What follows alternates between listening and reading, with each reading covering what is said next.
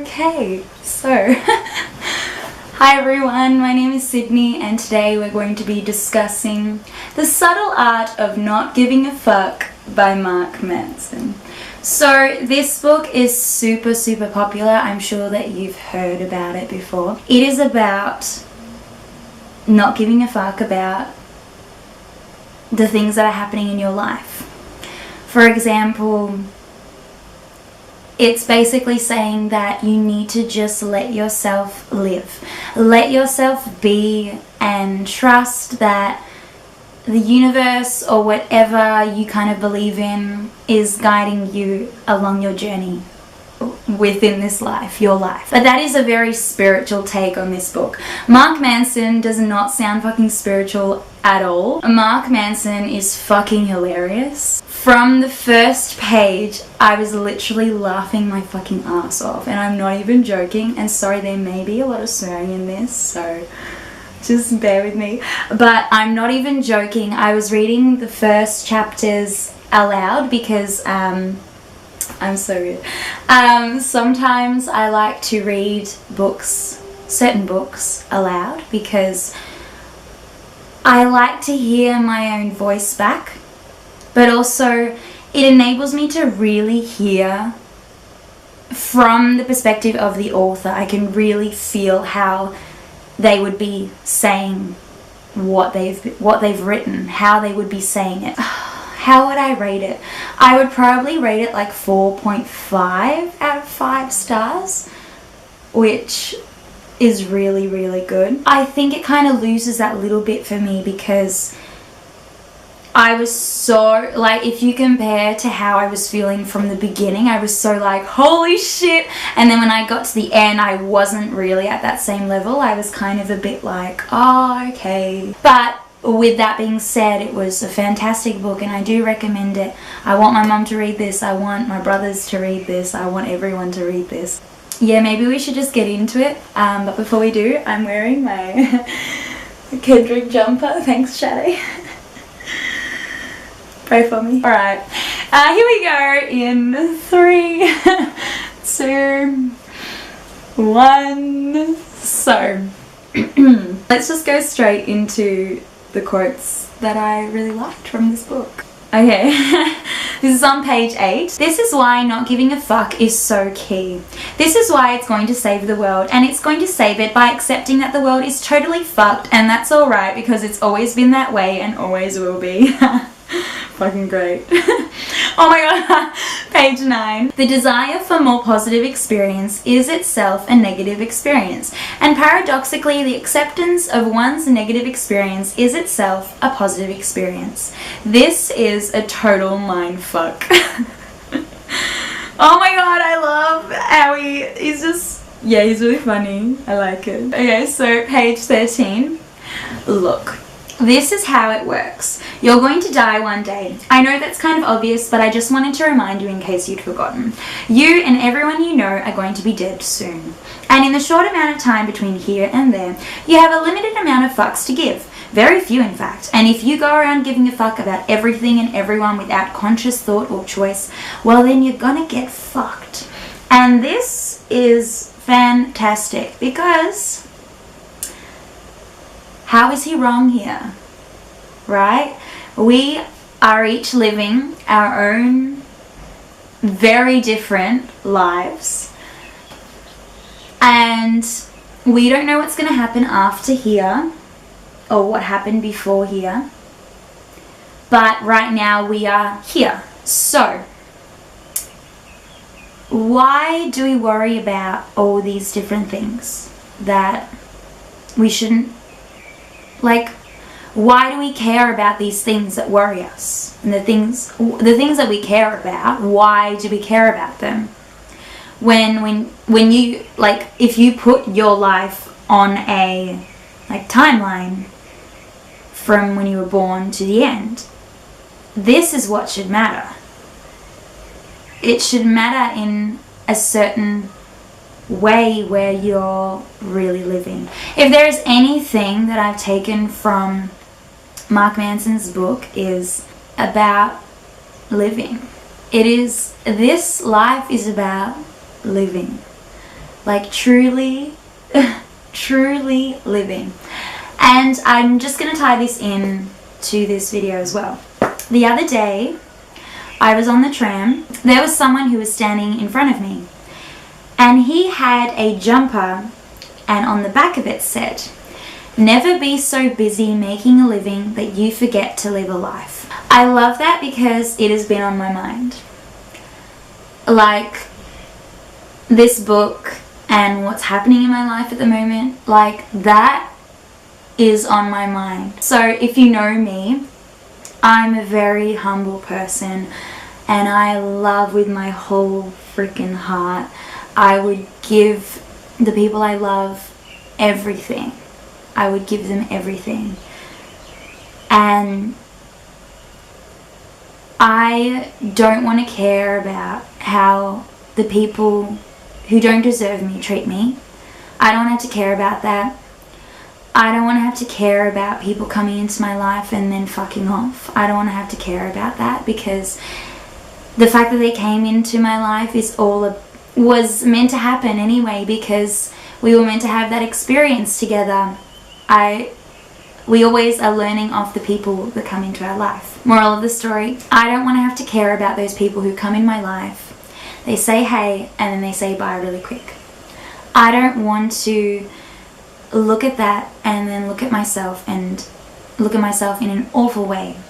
I don't want to look at it as a regret, ever. We are all important and we're all here for different reasons. The main similar reason is we're all here to just experience life. But the main thing with that is I really want to believe, and I do believe it, but obviously things happen. Like, when negative things happen, I forget this. And I want to remind myself that I'm fucking worth it. That I am here. I am meant to be here. I am meant to be here. And if someone comes into my life and then leaves, for that to affect me in a really bad way, I don't want that. I want to look at them and say, well, hey, thanks. You know, if you want to leave, that's like, you're missing out, man. You know what I mean? That's the mindset I want, not, oh fuck, what's wrong with me? I mean, it's fine to also look at yourself and question and make change if that's what it is, because change is always occurring within your life. Change is always happening. I want that to be my main focus. Before I move on, I think I'm just going to read this to you because I wrote this. I was talking to a friend. Not going to name any names, but a friend. My God, if he watches this. On the 25th of November, I wrote this in my notes. And I'm just gonna read it to you because it is exactly about what we're talking about right now. There is a meaning to this life, why we are here. Sure, we have a checklist of wanting to ride a bike, have our first kiss, have sex, get married, have kids, start a family, travel the world. And after knowing so many people before us having done all these and the same, it brings me to the question of why isn't my life considered just as the same as the next? What's so special about my life when everything ends up being pointless anyway? But see, that's the thing. It isn't pointless. When we go, the people we love are going to talk about us and spread our stories around. We leave an imprint onto those that we touched with our soul, our heart, our word, our touch. Life is about expressing good and positivity, but also to truly reign and radiate the true definition towards the term of living. What is living? It's everything I just talked about. Those things on your checklist. It's the feeling you get when you achieve something, when you succeed, when you feel on the ultimate high, when you love with all your fucking heart. That's what life is about. The act of truly living. Living.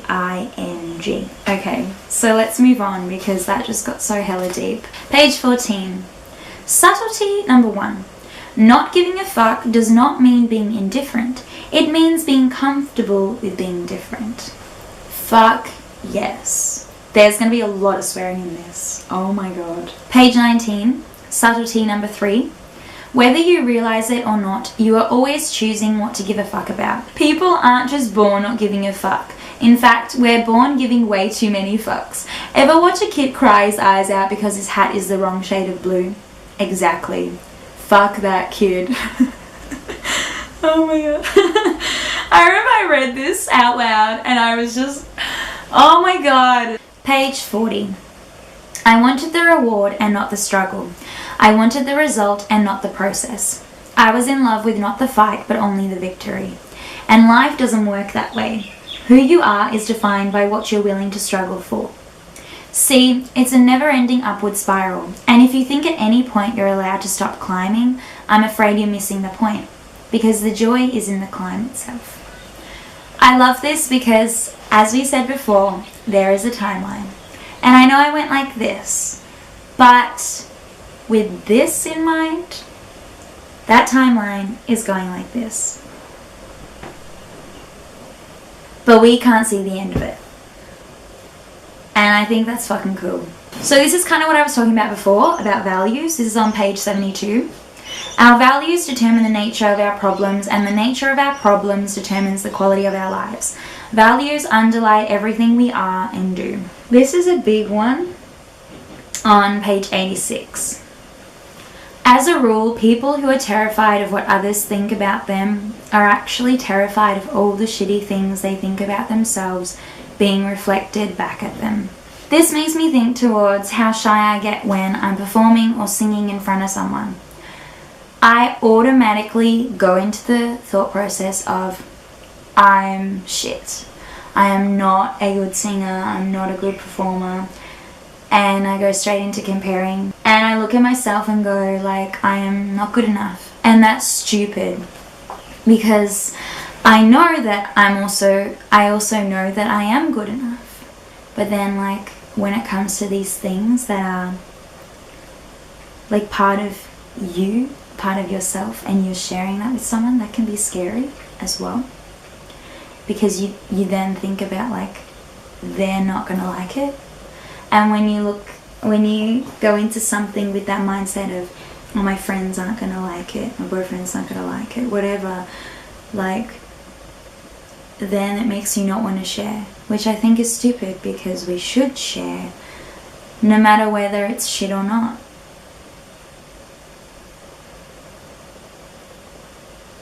Maybe I should just listen to that part of myself saying, fuck it. Like, really, genuinely. Oh, this is a big one on page 89. The first, which we'll look at in the next chapter, is a radical form of responsibility. Taking responsibility for everything that occurs in your life, regardless of who's at fault. The second is uncertainty, the acknowledgement of your own ignorance and the cultivation of constant doubt in your own beliefs. The next is failure, the willingness to discover your own flaws and mistakes so that they may be improved upon. The fourth is rejection, the ability to both say and hear no, thus clearly defining what you will and will not accept in your life. The final value is the contemplation of one's own mortality. This one is crucial because paying vigilant attention to one's own death is perhaps the only thing capable of helping us keep all our other values in proper perspective.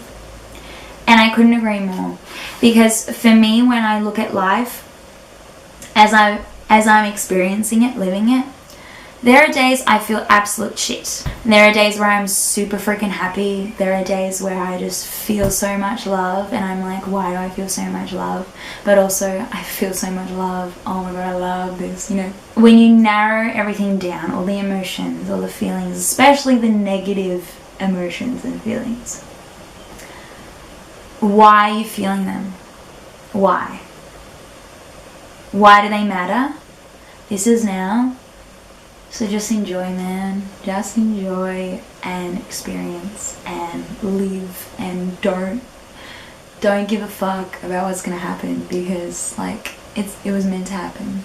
It's hard though, gonna be real with you, because I will sit here and say that, but fuck, I'm a normal human being, so I will feel out of that too. I really like the story about Picasso and the napkin. So if you don't know the story, Mark went into detail about it, saying that Picasso was drawing on a napkin, and a woman went up to him and said, "How much can I pay you for the napkin?" And he said, $20,000. She said, "What? It only took you 2 minutes to draw it, whatever." And he said, "No, it took me over 60 years to draw this."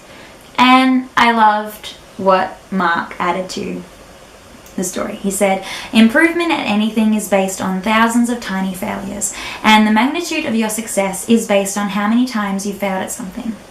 If someone is better than you at something, then it's likely because she has failed at it more than you have.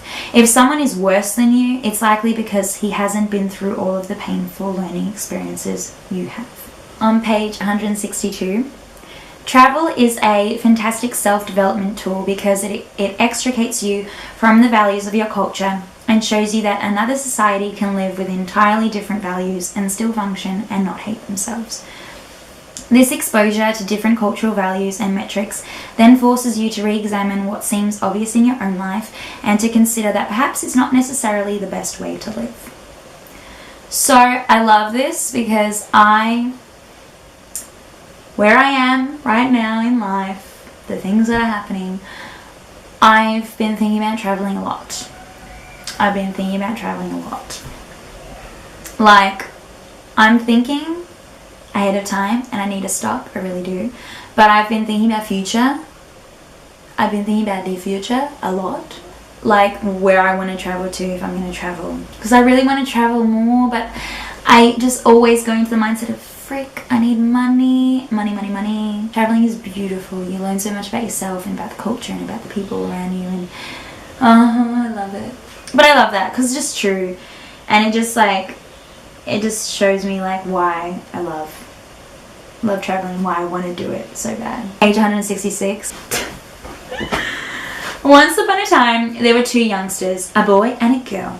Their families hated each other, but the boy snuck into a party hosted by the girl's family because he was kind of a dick. The girl sees the boy, and Angel sings so sweetly to her lady parts that she instantly falls in love with him. Just like that. And so he sneaks into her garden and they decide to get married the next frickin' day. Because, you know, that's totally practical, especially when your parents want to murder each other. Jump ahead a few days, their families find out about the marriage and throw a shit fit. Mercutio dies. The girl is so upset that she drinks a potion that will put her to sleep for 2 days. But unfortunately, the young couple hasn't learned the ins and outs of good marital, I can't say anything today, communication yet, and the young girl totally forgets to mention something about it to her new husband. The young man therefore mistakes his new wife's self-induced coma for suicide. He then totally loses his marbles and he commits suicide, thinking he's going to be with her in the afterlife or some shit. But then she wakes up from her 2-day coma only to learn that her new husband has committed suicide. So she has the exact same idea and kills herself too. The end.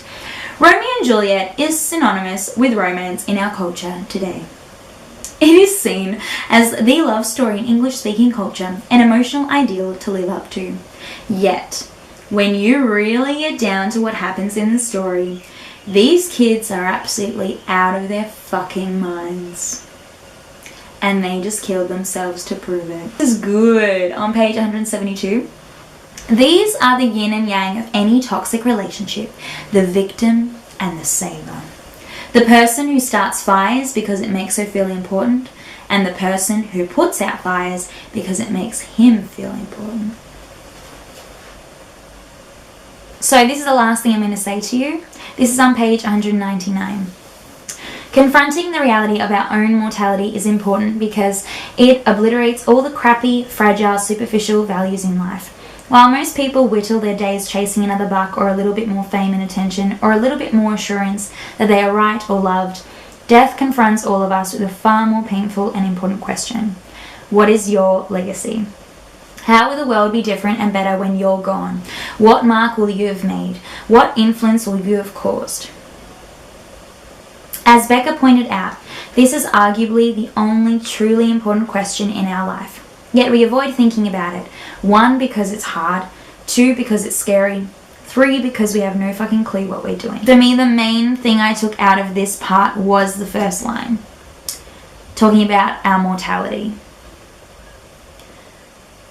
And it made me think to the whole conversation I just had with you at the beginning of this video about living your life. And read this and I felt like I was on such a high, because right before this, Mark was talking about him sitting on the edge of a cliff and it was just getting like freaking crazy, him getting closer and closer to the edge, and just like it put me on a high, and I went straight to thinking about skydiving.